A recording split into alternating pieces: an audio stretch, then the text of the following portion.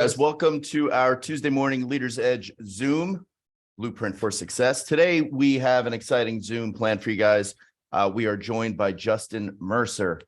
And for any of you guys that are out there on social media following those influencers, personalities, producing agents that are getting creative with their social media content, you might have come across Justin's social media pages. I've definitely checked them out over the last week and definitely entertaining. Justin is taking his marketing and branding to the next level, attempting to stand out, which he's doing a phenomenal job with. So we thought it'd be great to have him on today and tell us a little bit about what he's been doing, what's been working, and, learn a little bit more about what results he's getting from the efforts that he's putting out there today.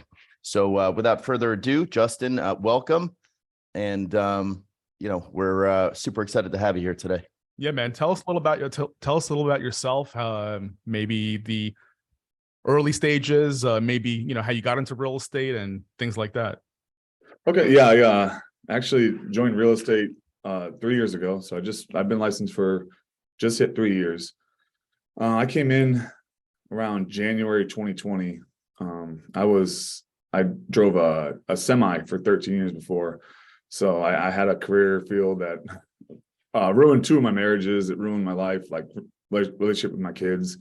It was just a dark place. I didn't like kind of afraid to talk about for a long time. It was just the monotony of a job that can really tear somebody down. I was working 15, 16-hour days, back-breaking labor, driving a semi, delivering product.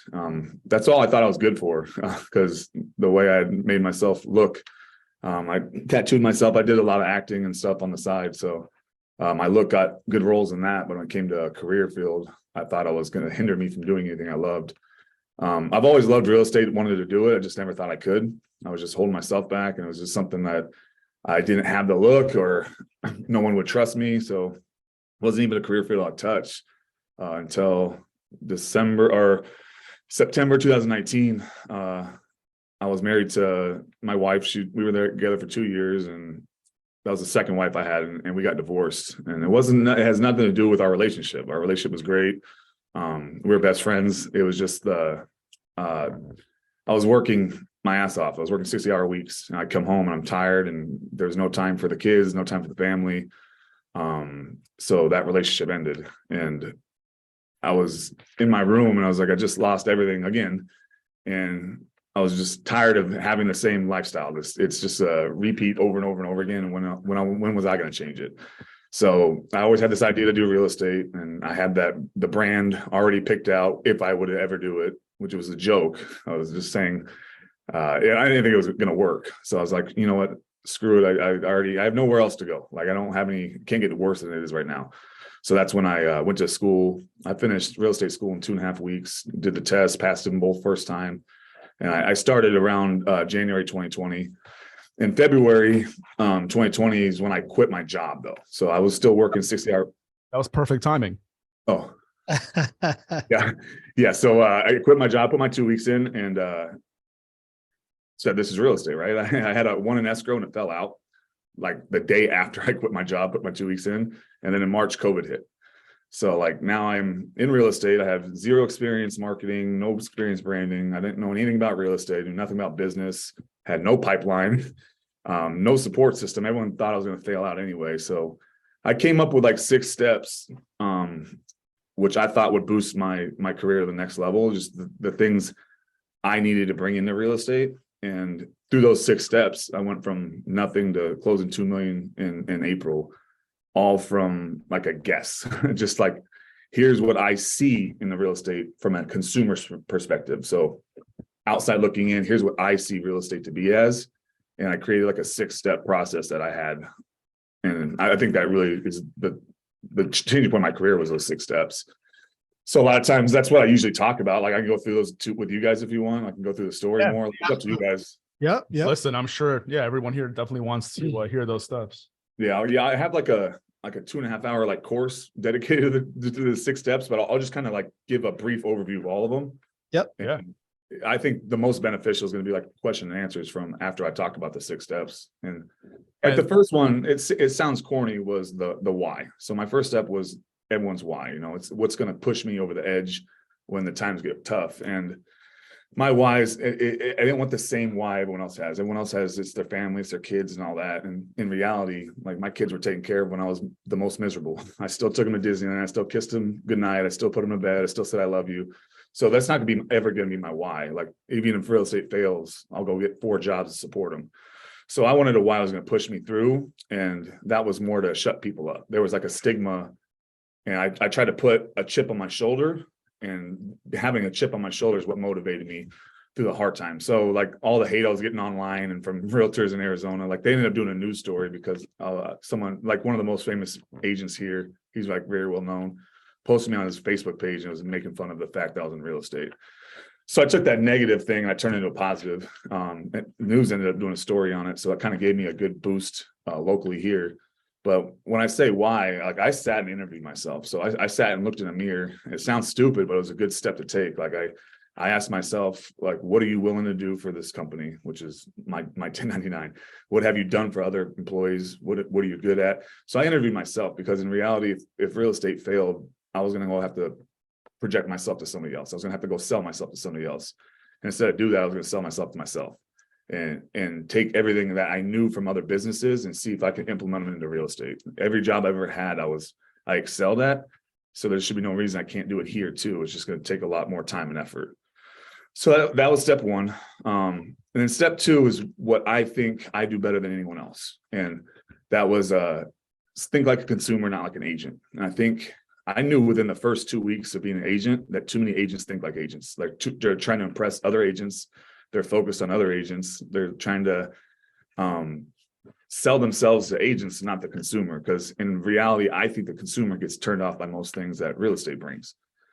And I say that not because I'm an expert. I say that because I took myself back to when I bought houses. So I was driving a semi for 13 years. I bought 2 houses and I sold 2 houses, and I wasn't in the industry. So I took myself to me at those times, and what was I looking for? What did I see? And that's how I was going to change my career around. So when I bought and sold 2 houses, I had 8 friends on social media that were agents. I didn't use any of them. I used the hot girl at the gym. And like everyone laughs when I say that, but like in reality, like this girl wore her shirt every day at the gym and she was smoking hot. I was single. So I was like, maybe this is a conversation starter for her, right?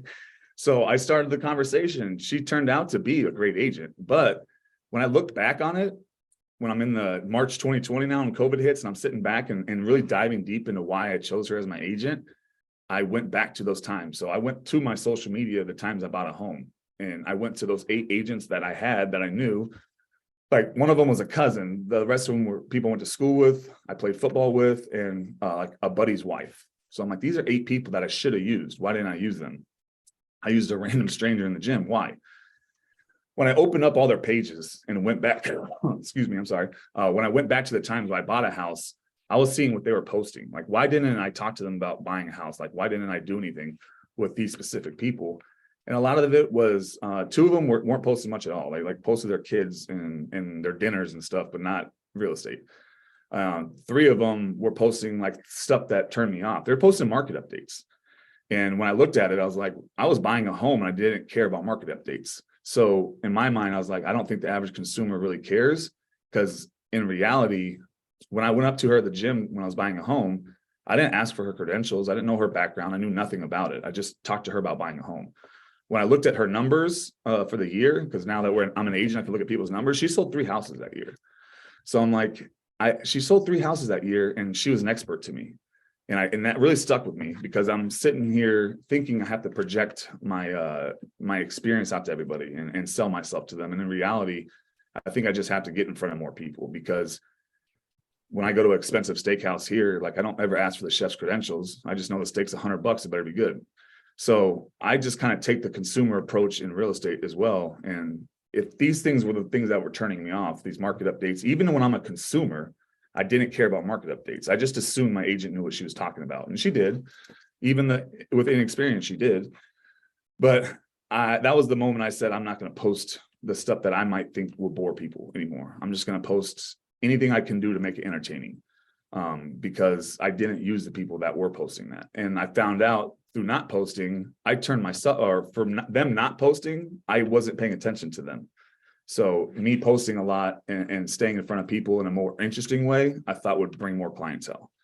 So that was mainly like the reasons around step 2. Step 3 was perception. So perception is reality. Everyone says that, right? But like, how far do you lean into perception? Because here I am with no business. No one thinks I'm going to do shit in my career. Like, not even my family did. They weren't telling me that as like, you're not a hard worker or you can't do this job. They're just more saying, you can't change a stigma. So I knew I'd have to overcome that with perception. And the first month in real estate, I kind of made 2 corny videos where I was like remixing R&B songs. But through remixing those 2 songs, I got a lot of attention. So they weren't talking to me about real estate. It was more like laughing about what I was doing. But I was like, how do I take this same idea and make it better and put a better spin on it?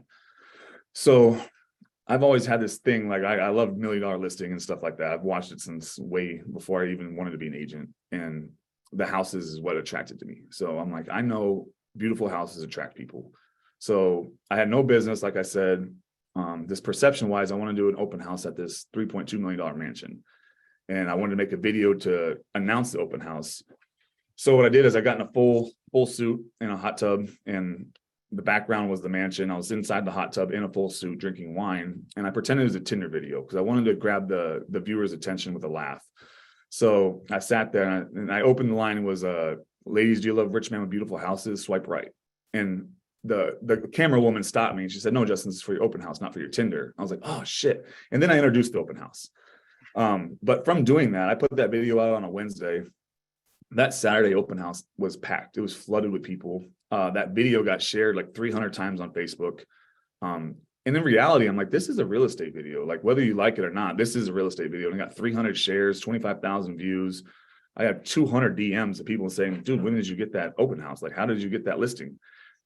They kept asking me how I got the listing. Not agents. Agents knew it wasn't mine, but I'm not selling myself to agents. I'm selling myself to the average person, right?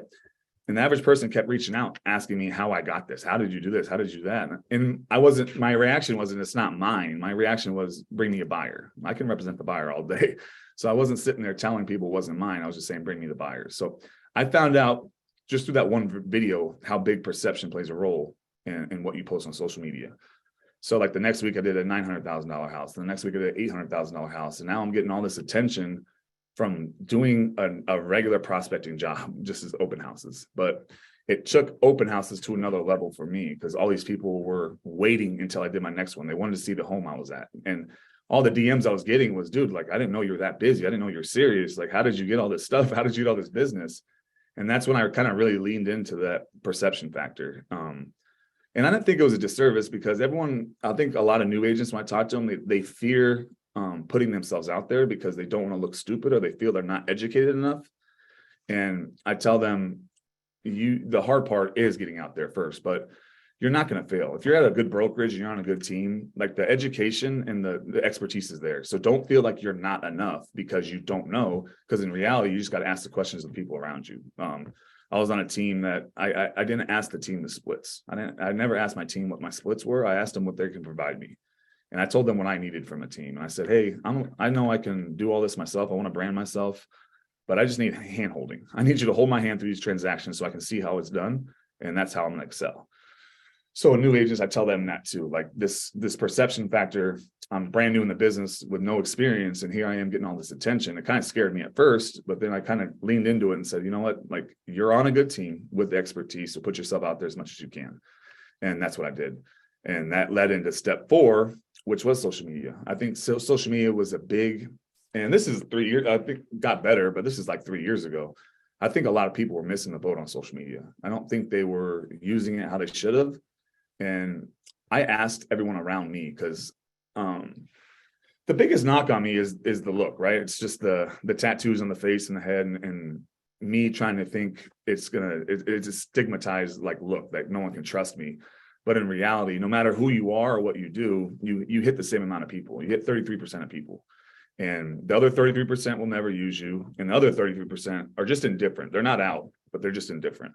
So this same knock on me. I was like, I know agents that are beautiful that women won't want to work with because they're jealous or they don't want their husbands around, or there's a reason why people don't use everyone. There's the 60-year-old Remax agents that my friends would never use. So like when I stepped out and really thought about it, I'm like, nobody gets everybody. So why am I put on this platform where people can attack me for my look? So when I say social media wasn't being used right, it's because I think too many people change who they are to hit the 66% instead of just leaning into your crowd. Because in reality, the crowd that was being entertained by my stupid videos were the same ones that were sharing it, which was putting me indirectly with a bunch of other people. So instead of changing me and who I am to try to affect the people who would never use me, why don't I just lean into my group and have them be the ones that push me out? And I think a lot of people miss the boat on that. And so I asked my own circle. I said, what do you guys view me as a real estate agent? And they're like, dude, you've always been funny and you've always worked hard. I'm like, dude, those are two great qualities of a real estate agent, right? I'm a hard worker, I'm responsible, and I can make people laugh. So when I started making real estate videos for social media, I was never going for education factor. I was only going for entertainment. I don't feel if I put myself on camera and told people how to be a first-time home buyer, they're going to pay attention. But if I put on a dress and did something, they would go crazy. And that's all I really need in reality was the attention. So the first video I ever did after the hot tub video kind of showed me the perception works and social media videos work. So I was like, the first video I did is going to be real estate related, and the fact that you're going to know I'm an agent, but it's going to have nothing to do with real estate. So I leaned into my look again through the video. I did this video where I started off with an email on the screen. And the email basically said, Justin, you're very knowledgeable, and thanks for taking me and my wife out today to look at homes. But we ultimately decided your look was too much for us, and we're going to go a different route. And wow. I knew that email would fire people up, because even in the comments, people were commenting the video wasn't even over. But after I give enough time to read the email, the camera turns on me, and I'm in like a pink see-through mesh stripper shirt, and I have an S&M mask on, and I like open the mask and I spit out a ball gag. And I was like, and I had pink handcuffs on. And I was like, oh, can you believe how stuck up people are these days? And I just turned around and went to my work. Like, in reality, that has nothing to do with real estate. Like, only thing you know is I'm a real estate agent by the email. And I wanted to lean into that anger factor where people are like, oh, it's probably, they didn't want to use them because it's tattoos. And when the camera turns, it's a complete opposite look, you know? So just from that video alone, everyone in my office told me not to post it. They're like, dude, it's too much, too gray area. You're going to get code of ethics violation. Well, because I had pink handcuffs and a stripper shirt on. Like, I don't know what it was, but they all kept telling me not to post it. So I posted it anyway. That video got 30,000 views. It was shared like 400 times all over Facebook, Instagram, and it got so much attention. I ended up getting 5 deals from that one video. That one video produced 5 deals. And it wasn't people that were following me. It was my crowd sharing my things to other people. So if I'm on Facebook and I get 300 shares on Facebook, like these, now I'm in front of 300 whole new circles of people. And that's when I figured out, like, social media videos were going to be huge for me. And it wasn't going to be anything education related. It was just going to be attention based. I don't put many marketing. I don't put call to actions or value props in my marketing. All I use it for is a foot in the door. I'm just one of those people where you can't really determine who I am over like a Zoom call or a phone call. Like, I need to be in front of people and interact with them. So any marketing I do is just to get my foot in the door. And then when I'm in person, you can see my personality and you can see my look and my smile and that I'm educated. That's when I get my value prop. I'd rather be in front of a person than sit there and bore everyone on the internet trying to push out, hey, use me, use me, use me. I didn't want to be a use me agent. I wanted to be an agent where you could create like a want to use him factor. Like, it's cool to use this person. And I thought social media was going to be my way to that. I mean, you look at the brand Supreme. Have you guys ever heard of Supreme? Yeah. Like, in reality, the shirt costs the same much as a $5 shirt. Like, it's nothing special. It's what they push behind Supreme. Like, it's the cool thing to wear. It's the thing to get you social cred. And it's all that. And I wanted to be like a social cred type realtor where I'm going to be out there so much that the people that use me, like, it feels like it's cool to use me and stuff like that. And it was almost like I wanted to become a local celebrity, because when I looked at it, like, if I fell down and got hurt tomorrow, I know 4 different lawyers' phone numbers by heart because they're the ones that kept pushing themselves out there over years and years and years. And you start memorizing the people that stand out. So I wanted to be that in real estate. There was no standout person in real estate. So when I asked everyone around me, I said, who's the most famous agent in Arizona that you guys know? Like a lot of people were like, oh, I don't know. And they couldn't come up with a name. So I wanted to be that name. And I thought I was going to do that with the way I market and social media. So that was step 4. Step 5 is R&D. And when I say R&D, I really mean if you're going to rip somebody off, you need to make it better. Like, don't take something someone's doing and do the same thing. So I looked around me and saw the business. I see everyone producing. I was at a brokerage where we had high producers, and I don't know real estate. Like, keep in mind, like I don't know anything about real estate. I'm still fresh in the biz, and I'm taking things that people are using, and I'm like, what are they missing from their own marketing ideas? Like, what are they missing from their own prospecting goals? And what I would do is I lay in bed when I can't think. I have a notepad next to my bed, and whenever I'm like trying to go to sleep is when my brain's active, and I come up with most of my ideas from that. So I write them down. And I remember one time, like we spoke about the first month I had business, it was $2 million in closings. The next month I only had 1 closing. So I started looking around like, dude, how do I do this again? Right. And I looked at agents in my own office and I said, what are they doing that I'm not?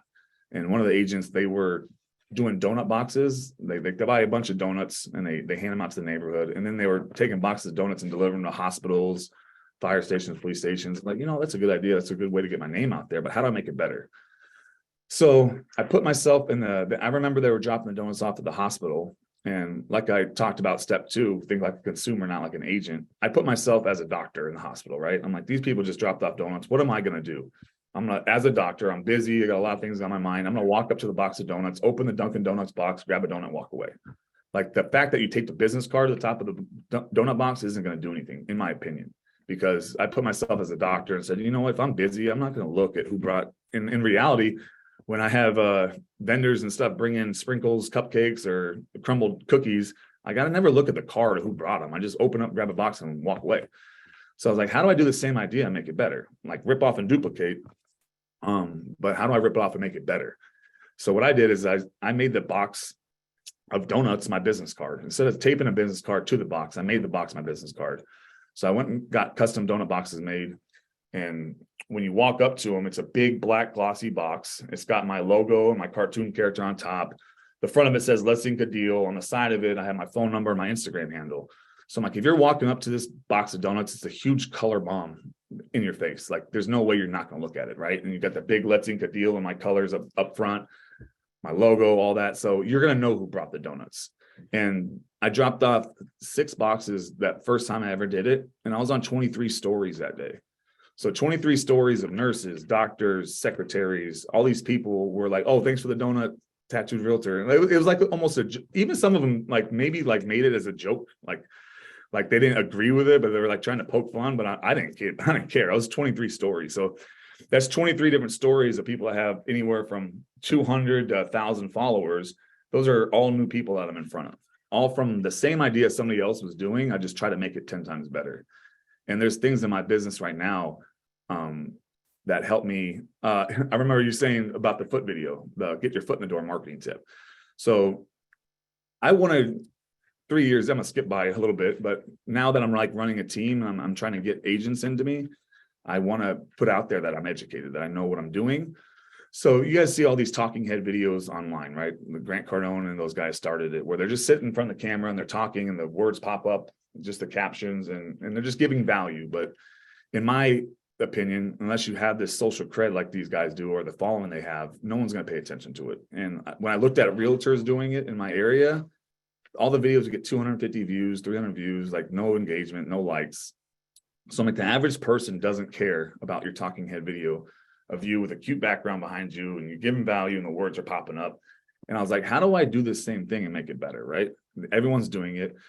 So what I did is the first one I did, I told my team, I was telling them about attention. I had just trained them about attention, about how to get people interested in an uninteresting topic. So I'm one of those people that say, if you're a lender or you're a real estate agent, you got to realize your career field is fucking boring. Like, no one cares about real estate unless you're in real estate, right? So I was trying to prove a point to them. I said, look at these talking head videos. I want to start doing these, but I promise you the first one I do will get more attention than anyone else doing it. So what I did was I took the video. It was a big girl in a pool, and she slapped her thighs together and shot out water between her thighs. Saw that And video. I cut the video and made the water splash on my face, and I was like, oh, and then I gave my marketing tip. So it's a talking head video. And then 10 seconds in, I knew I just got their attention, and now I'm giving value, but the average person is going to get bored, right? So you got to do it again. So I did it again and add more words into it. But now when you do it twice, they're kind of going to wait for what else is he going to do? He just did 2 funny things in the video. They're going to watch it through. And when they watch it through, you get better engagement on an algorithm platform. So if someone watches your video all the way through, then engages and saves it and shares it, it's going to push you out more. So the same talking head video where the average person gets 200, 300 views, I got 50,000 on my first one. And it had nothing to do with the tip I gave. It was a good tip, but in reality, no one gave a shit about the tip. It was more the reaction from the girl in the video than it was me. Just like the foot video. The marketing tip was a foot in the door, but instead of talking about my foot in the door marketing technique, I did it with feet, and like feet were touching my face and I was batting them away, and one gave me a bite of pizza. But it's the same like concept idea. It was the same rip off and duplicate. I was doing the same thing that everyone else is doing. I just figured out a way to try to make it better. So I think that in everyone's own business, I think people struggle with content. And I'm like, how do you struggle with content? Like, I don't know any agent that needs to struggle with content because it's there. All you got to do is go to YouTube, look up the top 5 people on YouTube, sort their videos from most viewed to least viewed, and there's your first 5 video ideas. Like, do exactly what they did and redo them. No one should ever struggle with a content idea. It's just putting yourself out there more. And when I say R&D, it's just taking things that other people do and implementing your business better, because that's what most people fail to do. Is they're not looking at the people around them who have the business. Like someone in your office, one of your friends, somebody on the Zoom call, like somebody has the success you want. Just dive in deep to what they're doing. Like, what are you doing that I'm not? Go through their page and dive in deep to find out what everyone around you is doing, and take something that they're doing and make it your own or make it better. And the last step that we can dive into was attention. I knew attention was the biggest marketing technique. If you can figure out ways to get people to talk about you when you're not around, you like won marketing. And a lot of things that you can do doesn't cost money. It's just more of an attention getter. Like with social media, I'm just going for attention. I started doing that, putting dollars behind it, and it made a lot more money than I thought. The billboards, there was a billboard in my area, and there was another agent couple on it. And I wanted a billboard because I did a podcast with a tattooed lawyer. He's kind of who I got my idea from in the first place. And he spends $2 million on marketing. But if he walked into the building, like, you're not going to automatically know it's him. He doesn't have that look that stands out that you're going to say, oh my God, that's the guy from the billboard. But I figure with my look and the tattoos on my face, I'm like, you're going to know if it's me or not. Like if you see anything marketing wise around the valley, you're going to know it's me. And he did all these billboards. You know what? I'm going to try one. I'm just going to see if it works. And the one space that was available was by my office. And there was already a real estate person on it. They were from Remax. It was a couple. And well, I called them and asked them like their ROI from that billboard. And like, we barely got anything. They're like, I don't got anything. But when I looked at the billboard, it was just a couple in a white shirt and red tie and a red dress. And they had like tons of freaking words on the billboard. I'm like, no one's going to pay attention to that. It's real estate. It's boring. So I started making billboard, and I was not going for a look at me, please use me, I'm a smart agent, because I figured if I put myself up there in a suit and tie and had a good brand message and I can save you the most when you're selling your home and blah, blah, blah, I think the average person is going to look at it and they're not going to use me because of that message. Either going to use me or they're not. So what I was just doing was for the attention factor. A billboard charges you per cars that drive by. So how many cars drive by this billboard is what it equates to monthly payment. And I was like, how do I do the same thing and make it so more people have to look at it? So I came up with a billboard that kind of forces people to look at it and say, what the fuck is that? Like, it's just more of a like, who is this? Like, what is this? But me having my Instagram handle on there, that same billboard in the month got 300 shares on social media. So what I did first is NSYNC has that album cover where they're all like marionette puppets. And I put my face on all their bodies. And the message on the bottom was, are you not in sync with your living conditions? Let's talk. So it's like NSYNC was like in sync. So are you not in sync with your living conditions? Let's talk. And it was just my face on their bodies. And on the top of the billboard, it said, buy, buy, buy, but BUY, BUY, BUY. So I took all this in-sync stuff, turned it into real estate related posts, and that thing, like what they were charging me for, didn't matter because I got 300 views on social media, like 300 different shares. So every single day I was on like 2 or 3 different people's stories of people I didn't know. So I took a lot of attention approach into my marketing. Like a lot of the marketing I was doing was just to get attention. I had a wrapped car, and it was just a stupid Nissan Altima with a big vinyl sticker on the side. But every time I went out, someone's like, dude, I see your car everywhere. How you doing? All this stuff. And I'm like, this is just a Nissan Altima. Like, how do I get more attention on a car? Right. So I'm like, what's a car that everyone looks at, no matter who you are, how successful you are, how poor you are? Like, what's a car everyone looks at? It's a fucking limo, right? Limos are just something, they're just eye-catching. Like, I don't care who you are. When I see a limo, I'm like, oh, I wonder who's in there. It's just a stupid thought I've had since I was a kid. So I was like, I bought a limo and wrapped it. So I was like, I'm gonna make a car like you can't miss this limo, right? In reality, like the inside wasn't as nice as everyone thought it was, but I took a limo and I wrapped it. And when I drove around town, like I got so much attention. Like people stopping me at lights, people like taking pictures and putting it on social media because it was wrapped. I started dropping my kids off in the limo. So I went to the parent pickup line. I dropped my kids off at the limo. And the first time I did it, I had the entire school run up to the fence. And they're like, oh my gosh, Maitland Cruz's dad's a millionaire and all this stuff. And my kids, like the next day they came into school and like, I had everyone ask me if we're millionaires. Are we millionaires? I'm like, no, but keep telling them we are. I was like, so I had this wrapped limo. Now all these kids in the school are paying attention to me because of the limo. So I started making my kids t-shirts, and it said like, sell houses not dope. One said future house slinger. Let's ink a deal. Have my and I use my cartoon character, not like a regular real estate logo. And all the kids in my school wanted my shirt. So my kids would come in and say, hey, so-and-so wants a shirt. So I started making shirts for kids and giving them to my kids. And there was an event at my kids' school where I went, and 8 different kids I saw with my shirts on. And I'm like, wow, like this attention, like this attention-based marketing is to another level. Like I got kids, I felt like a sweatshop owner. I had little kids marketing my stuff for me. But in reality, like I think I made a boring field like cool to kids. I had the wrap limo, they had the cool shirts, they're all wearing it.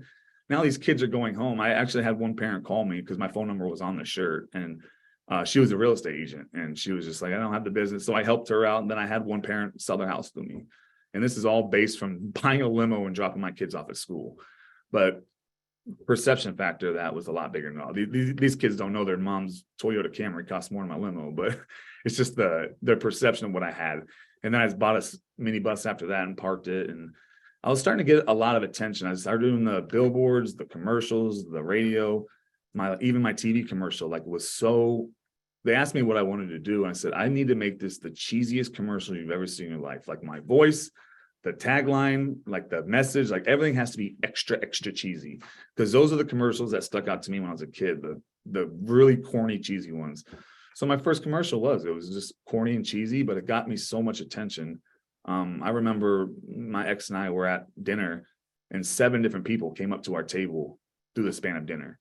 And I'm like, and she said, it's crazy what you built. And this is 2 years in. She's like, it's crazy what you built in 2 years, like that people are coming, like that you're this well known in town.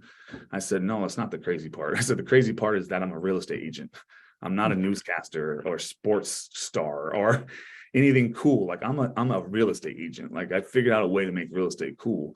But in reality, like it was all based on just guessing. I didn't have a background in marketing or branding or real estate or nothing. Like, and that's what I try to, like on these calls and my speaking engagements and all that, I just want to show people, because I think we all hold ourselves back too much. And it's our worst enemy is always going to be ourselves. And people think that they can't do something. Like real estate in reality is the only career field where it doesn't matter what you look like, where you came from, who you are as a person. Like it matters the work you put in and the exposure you get for yourself. I know real estate agents that were immigrants that came on a train, that parents grew up poor, they lived in cars, and they created a huge career for themselves. I know real estate agents who were single moms with 5 kids, and they just had to get to work, and real estate was that vehicle for them. I know I have a girl on my podcast this week. She was married for 15 years, and her husband was abusive and told her she'd never be anything without him. He's like, you'll never be anything without me. Like, you can't leave me, blah, blah, blah. She finally left him, joined real estate, and now she's a multimillionaire, and she's in a weed company with Paul Pierce. Like this is someone who was torn down as a person and said she'd never be anything, and now she's owning companies through real estate with an NBA player. So I just like to tell people, like, it doesn't matter who you are, what you came from. Like, you're holding yourself back because whatever work you put in, like, this is the only career field where like you can truly excel no matter who you are. It's just more like finding out who you are and putting it out to everybody. This is awesome. Hey, Justin, so quick question. So I think you're the only one here out of like 80 or 100 people that actually have a tattoo on their face. So that's very unique, and you're using that to your advantage. What would you tell to everyone here watching you? At least let's just say one do and don't for their own social media. You know, we have our own ideas, but what would you say? What should everybody be doing on social media, and what should they not be doing? Okay, the don't one's easy. So the don't one is stop comparing yourself to everybody else. Everyone thinks I have to get these views, or Justin gets his views, I can't get the views. Like, the views don't matter. It's the purposeful views that matter. It's they compare themselves to like Ryan Serhant. I'm like, you're not Ryan Serhant. Like, you're not these people who you're comparing yourself to. Nobody wants to do the videos because they're not going to get the attention other people get. But I try to tell people, remember two things. One, don't compare yourself to the anomalies. Like, I'm an anomaly. Like, it's hard to have your face tattooed and do real estate. Ryan Serhant and those people that have the fame and notoriety are anomalies. Some of the other people you're comparing to buy their likes, buy their followers, and there's something they're not. Stop comparing yourself and just do the work. So when I say don't, it's just don't be afraid to post. And a lot of people are afraid to post because they're not going to get the same engagement other people they're trying to compare themselves get. And realize what you're talking about is boring to everyone not in the field. Like, real estate is boring, and you got to kind of remember that when you're doing your videos. Like, you're not going to get the engagement you want, but the do is do the work. Like, take the steps to do it, because the purpose views are what matters. If you have a following of 300 people and you're putting a message out there, and make it interesting, make it so people have to watch it, have your social spheres push it out. But those likes and comments, like, those are purposeful, right? So if you see 10 likes with it, take your friends and family out, take the agents in your office out, and target the people that are liking, commenting, or engaging with your video that are just the normal people, and send them a message and say, hey, appreciate your engagement in the video. Let me know if you have any real estate questions. Like, it could be a simple message with that. It could be a different targeted message, but purpose reviews are what counts. Like, YouTube is such a powerful platform for, I only started YouTube like 2 months ago, but I figured out like YouTube is a powerful platform for agents, because anyone watching your videos, they're only watching it because they searched out those keywords. You can have 20 followers to your YouTube page and still get 100, 200, 300 views on a video. And if someone's viewing that video all the way through, it's because they purposely searched out those keywords that you have. So if your title, your tags, your keywords, and your description all match the real estate lingo, like first-time home buyers, people searching for $300,000 in Las Vegas, Nevada. Like, if you're targeting your videos to those certain people, all those views are purposeful. So like, the do I do is just like, do the work and put the videos out there and stop being afraid. And don't is comparison is the thief of all joy. The more you compare yourself, the more you can hold yourself back from like future success, in my opinion. I got a question that was actually just asked me, so I'm going to present it to you. When you close on a deal, do you give your client a closing gift? And if so, what is it? Yeah, so that was like another attention-based marketing technique. So when I sat back and looked, like I said, think like a consumer, not an agent. When I bought my first house, my agent got me a bottle of wine and a wine opener with my name on it. I never liked wine. I never drank the wine, and I don't even know where that wine opener is at. And I was like, what can I do that's a gift that everyone's gonna love? And it was an easy one for me. It was I get my clients tattooed, so I get them a tattoo on their closing day. But that does two things, right? Well, first of all, half my clients don't have tattoos. I thought all my clients were. So half the people I had to get like Lowe's gift cards or something else to, because my closing gift was a tattoo. So I get them tattooed. But what that does is now they have something on their body that always reminds them of me. So if they look at it, they're always going to know who got them that tattoo. So I'm always going to be top of mind of those people. And not just that, like if they happen to get a cool one or one in a cool area and somebody ever asks them about them, if you ever ask them about the tattoo I got them, their first reaction to you is not going to be about the tattoo. It's going to be, oh, my real estate agent got it for me. And now you got two people talking about you when you're not around. So do you So have a that- marketing company that helps you with all this stuff? Like you have a lot of crazy ideas. It's awesome. But is there, you know, when you have the idea to wrap the limo, or when you have all these ideas, is it a marketing company that's helping you, or is it just you? No, it's just me. I'm very like prideful. I don't want to ever have someone tell me they helped me get me where I'm at. Like I know it's a negative thing too. Because I don't do real estate right. Like I learned the hard way this year that you still have to do real estate right. And I learned that hard because I never had a CRM. I never did anything with a CRM or follow-up system for my own people. And I lost 7 clients this year that listed their homes with somebody else. Luckily, I got 2 of them back. But the people that I lost them to, I made the hard phone call and I said, hey, why don't you use me to sell your home? And it was all the same reaction. They all said, oh, well, you're way too busy for me. We didn't want to bother you. You're buying mansions and flipping them. So I was like, dude, this is the same thing I teach agents. It bit me in the ass this year. And it wasn't the follow-up. But well, say your question one more time because I kind of went off. You answered it already. Oh, the marketing question. Yeah. It was just more, I don't want anyone to say they helped me get where I'm at. I'm just the prideful. Like if you gave me such a good idea right now, like my stupid ass wouldn't use it because in my mind, like it was your idea. But no, it was all this like, I wonder what's going to work and what's not going to work. I mean, sometimes you hit, sometimes you don't. But anything I think of, it's just, I don't even, some of them aren't even my ideas. Like those talking head videos weren't my idea. I just figured out what I didn't like about what everyone else is doing and changed it. Yeah, exactly. You said that before. I love the hospital thing, you know, with the donuts. I mean, that was something that everybody does, right? But you just took it to the next level. And now it's just, that was awesome. I love that idea. Oh, thank you. Yeah. And there's stuff like, I'm sure if you guys looked at agents around you who have the business, like you're going to figure out stuff that they're doing. And since you're putting more time into it, like you're going to figure out a way to make it better. Like it doesn't have to be the next day. It could be like, hey, how do I take this idea?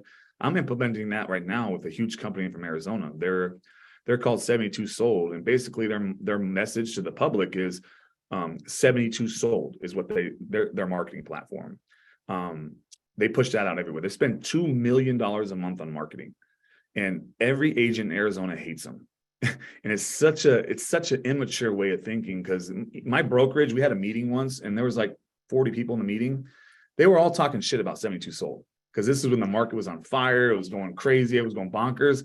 And everyone hates on 72 Sold. And they were like, and when we sit, I raised my hand. I said, why are you guys talking shit about 72 Sold? And they're like, because we do the same thing. I said, yes, you do the same thing. But did you take a budget? Did you take time to put a plan together and a budget of $2 million and push to the average consumer that you can sell their house in 72 hours? No, you didn't. You guys are thinking like real estate agents. You're not thinking outside the box. This guy's taking all his money into a program, telling the general public he can sell your house in 72 hours. And it's fucking working, isn't it? So I'm like, you're hating on him because he had a good idea. And I was trying to figure out how to do that in other career fields. I'm like, how do I take that same genius approach? Because he's right. The average consumer just needs to hear it sometimes. Like it doesn't matter that everyone can do it. He's telling them he'll do it. So I was taking that into other career fields. Like, how do I do the same business model in other career fields? Because I thought real estate was done because he had it, right? Then I started marketing to agents here when I was growing my team. And I said, I can help you. I came up with a system with a dialer and a script and all that, where I said, I can get you 3 listing appointments a month. And we had the KPIs from our own team. And that's what I pushed out to agents here. Like, I can get you 3 listing appointments in 1 month if you follow these steps. Right. So it's more just taking these ideas other people have and implementing some way into your own thing. Pretty cool. That's awesome. Quick question for you. So just going back pre-real estate. So I know you were driving a truck. I think you were working for Pepsi. And then prior to that, you were also a teacher, right? Yeah. So my question is, did you take anything from, those experiences and, did you bring any of that into real estate? Yeah, but it's more of the work ethic. When I was a teacher, like I was every kid's favorite teacher. I was every teacher's favorite teacher. I was just a likable person. It's just, you don't give a reason for people to talk shit about you. They won't talk shit about you. So that was just more like I learned to keep your opinions to yourself, to get along with everybody. But Pepsi in particular was the work ethic. When I was there, I was the top driver. I worked 60 hours a week. I ruined 2 marriages, I ruined time with my kids, all for another company to make the money. And I got paid the same amount as the worst driver there. So you learn, if real estate fails, I'll never go back to that life. Like, I'll never go back. And a lot of people say, what if the market turns? What if this? And that's not a thought in my head. Like, that's not an idea for me. I don't need a backup plan, because I'm going to figure out how to make this work, because I know what that life's like. And there's an 85% fail rate in real estate. I learned that going through real estate school. Like, I did the research before I started school, and it's scary, but 85% of the people that join real estate fail out. So that's the biggest thing I take in my career every single day is, if I'm not willing to do the things other people aren't willing to do, I'm going to end up back at the job that ruined my life, and I'm not going back. This is a company who made billions and billions of dollars and ruined my life in the meantime, right? Their stock went like this the entire time I was there, and my lifestyle went like this the entire time I was there. And the work ethic I had there, like, I was the best driver. I finished the route the quickest. They put the most cases on my truck. So I take that same work ethic into real estate. And real estate's one of those career fields that, like, no matter what I do, I'll never be the best. There's people here that are behind the scenes that make millions of dollars. They have teams that are producing $800 million teams. Like, I'm like, I don't think I'll ever be that in real estate. I'm not going to ever be that name, but it's something I can work towards, because in every other job I was the best at, and me continue to try to be the best in real estate is what's pushing me the needle up. It's getting me more visual. It's getting me more business, and it's just working towards that goal where you want to be the best. That's awesome. I But actually a have lot of, like, the back against the wall moment, a lot of people just need to realize, like, if real estate ends tomorrow, like, if you're in a business, if you're in a position right now where you're closing 1 deal a month, maybe 1 deal every other month, and you haven't taken those steps that everyone else takes, like, yeah, is 20 contacts a day going to get you your career, or do you need to do it 30 or 40 or 50? Or we have agents here, I'm like, do you need a deal tomorrow? Then don't go for 20 contacts. You sit your ass down until you get an appointment. That's what you have to do. And a lot of people aren't willing to look at themselves and do it. And when you ask them the hard questions and say, okay, you know what, if real estate fails tomorrow, what are you going to do? You're going to have to go to a job where people are going to tell you what to do. And if you don't show up on time, you're fired. If you don't do the work load, you're fired. So why don't you take that same kind of thinking and put it into real estate? And a lot of people, they want to make real estate, you make CEO money. And a lot of people want to make CEO money, but they want to do secretary work. And it's just one of those careers that surgeons, lawyers, doctors, like, all these people make the same amount of money you can make in real estate. And if you're going to go to one of those career fields, it comes with time, money, effort, knowledge, a bar test. Like, there's so much more to get to that level. Like, real estate's one of those where you have to look at yourself and, is the business right for you? If you're afraid to pick up a phone, or you're afraid to be out there, you're in the wrong business. And the biggest thing I could take away from the other jobs is having a job that for 13 years ruined my life. And now when I have a tough month in real estate, all I can think about is, if I don't do the shit I'm supposed to do, or do the stuff no one else is willing to do, I have to go back to that lifestyle, and that's not an option. Yeah. Yep, that makes sense. So quick thing. So I wanted to just mention, I have a question for you, but prior to that, I just wanted to let everybody know that's here on February 14th. We have Glenn Sanford, the CEO of EXP, that's going to be joining us here at the Leader's Edge, February 14th, 11 a.m. And we're going to postpone, unfortunately, this iPad giveaway until that day. I think we're going to just allow Glenn to pick the winner. We're not ready to actually pick the winner today. Again, so go to Join Leaders Edge on Instagram, follow, like, leave a comment to be entered into the contest. We're going to pick a winner for the iPad on February 14th. And then the question I had for you, Justin, I know you were with a previous company when you first got into the business, and I believe now you are with EXP. I'm just curious from you, your perspective, why the shift or why the change? Like, what brought you over to EXP? So I started with EXP. My first 2 months in the business, I was on a team. That was an EXP team. I had some fallout with them, and I didn't like the way it was ran. I left and joined KW. I was with KW for 2.5 years, but in those 2.5 years I was with KW, I got approached by so many EXP people, and they're like, "Oh, join the biz, join this, join this," and I'm just like, they were like used car salesmen, and it really turned me off in the business. And I actually had I got wrote up my first month with EXP. I had 3 different brokers. One tried to sever me, like all the marketing I was doing. Like I got in a big fight with EXP. And when I talked to I think he was second head. He's like the head of, he's like third down the line. I forgot his name. But I talked to him and I was like, you never realize how good EXP is until you're here.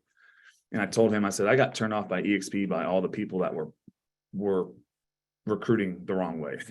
Like I had agents that had 0 deals closed tell me how great their brokerage is. I'm like, that's something that's going to turn most people off. Like the way a lot of people were recruiting is what turned me off from EXP. So for 2.5 years, I just had the mentality, well, I hate EXP. I'll never fucking go. I can't stand them. They're all used car salesmen. And in reality, that's not the truth. It was just these people that were turning me off from it. So I went to an event in San Diego and I quickly realized like, I'm not a real estate agent. Like I'm a marketer who does real estate. And I'm not a team lead. I'm a recruiter. Like when I started a team, I had 50 agents reach out to me about joining. But in reality, like I'm just the type of personality where I can't listen to excuses. And if you don't have the business you want, I'm giving you the path to get the business and you're not doing it, I'm not going to sit there and feel sorry for you. I'm going to turn my back. Like I don't have time to waste. Like there's 85% Shut off their leads. What's that? You just got to shut off those people's leads and give it to the people that want to work. Yeah. Well, it was just like, I can't sit here and listen to excuses. Like this is why there's 85% fail rate. So like in reality, like I wasn't a team lead. I was a recruiter. So when I went to this event and I met someone from EXP who he pitched me. He didn't pitch me EXP. He told me straight up, he's like, dude, I've been watching you for 2 years, hoping you never did YouTube and hoping you never went to EXP. And that was Mike Sherrard. And I joined underneath him because I went from hating EXP for 2.5 years to being sold in 2 minutes. And it was just more because now I can grow nationwide with people and have a platform that they can join with me and new agents can join underneath me and they have access to all my stuff, all his stuff. And it's more of you're more incentivized to help people grow. So anyone underneath me, if they want to grow, like I'm incentivized to help them grow. The more they grow, the more I grow. So it was more for the national growth level. Like what I brought to Arizona, I wanted to try to bring to every other state and just grow my brand nationwide. So, but to your point, like EXP is a great company and you never realize it until you're here. Like once I was here, I realized how good it was. And I was turned off so much by the people that I thought were just recruiting the wrong ways. Yeah, I think I have a very similar experience. For us, it was really the same thing. Agree 100% with your perspective, but I think for us is we were just I think we were just really mesmerized with the collaboration, with everybody around you and above you just wants to see you succeed. That's kind of what it came down to. Yeah. So listen, we got a couple minutes left. Does anybody have any questions for Justin? If you do, just please raise your hand. We can get to you right now. We got if you guys also like if we run out of time, if you go to my Instagram, just call tattoo.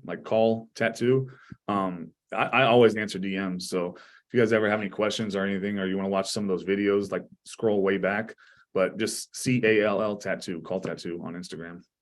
Awesome. Well, we have a question from Sarah. Actually, thank you to Sarah. She was the one that reached out to you that got on our show. So, and Sarah has a question. I'm his biggest fan. He knows. Did I miss step number 6 or you didn't go over it? After rip it and make it better. What was the attention? Yeah, it was just basically any of my marketing techniques. It's only to drive attention. Like, how do I just get attention? Got it. Thank you. So your R&D is basically rip off and duplicate. Yeah. Love it. Love it. Anybody have any other questions for Justin? We're about to wrap up. I just got a comment. I think Justin, you should think bigger. You could hit that 800 million. Trying. Definitely. Like, I think EXP is going to be it. What's that? Manifest it. Yeah. Thank you, man. Appreciate it. That's awesome. Deanna, you're here. What do you got going on tomorrow? Yeah, we're starting the next 4 Wednesdays. We're doing investor training, finding investor clients, cultivating investor clients, and becoming an investor yourself. So stay tuned. We have some really good guests coming in next 4 Wednesdays, 10 a.m. Awesome. Can you drop the link? And Justin, I certainly will. Justin, you're fantastic. I do have one question. What's that? I'm just curious because you talked about how with some of your other past professional experience, maybe it left you feeling maybe out of alignment with what was going on personally and professionally. How do you feel now that you're so on track professionally? Do you feel like that's spilling over into other places? Yeah, I think real estate's 10 times more stressful than any career I've ever had. It's just a different stress. But the only thing is, like, I don't ever wake up dreaded to go to work. Like, I don't ever go to sleep and like, oh, I have to work tomorrow. I never wake up and not want to be at the office. Like, I hurry up and get dressed to go to the office. And I think when you're motivated, when you're doing something you love, those stresses become a lot less toll on you. So if you're in a career field where you have the stress and you're doing something you hate, it shows 10 times more. Like, in reality, real estate's 20 times more stressful than any job I've ever had. Like, you're stressed about money, you're stressed about deals, you're stressed about other people's deals, you're stressed about your team, you're stressed about the people that you're supposed to support that aren't having the business. Like, there's so many more stresses, but having the clarity when I wake up and go to bed that I'm not dreading going to work the next day is what makes those stresses a lot less tolling on your body and just more of a step you need to overcome. Yeah, for sure. That's awesome. I really appreciate your perspective. You said you've got a lot of bumper stickers going on with stuff you dropped today. There's some really good messages in there. So thank you so much. Thank you. Appreciate that. Awesome. Hey, I got a few messages from people that showed up late. If this was recorded, if you want to copy the recording, just drop your name and your email into the chat. I'll wait a few minutes after we wrap up here, and I will save it and get you guys the recording if you need it. And don't forget, February 14th, Glenn Sanford, yeah, CEO. We got a few really good questions already planned for him. That's a great Zoom to invite a friend to. A lot of people will definitely see a lot of value in that Zoom session. So spread the word. Absolutely. Justin, once again, thank you so much. Great, man. Thanks so much. Coming out to New Jersey time with us. We had about, I guess, 82, 85 people actually came on to listen to you. So that's pretty cool. Yeah, it was really Thanks for inviting me, guys. I appreciate that. Yeah. It was awesome. It was awesome. So thank you so much, everyone. Thank you. And we'll see you next week, Tuesday at 11 every week. Take care, guys. Take care.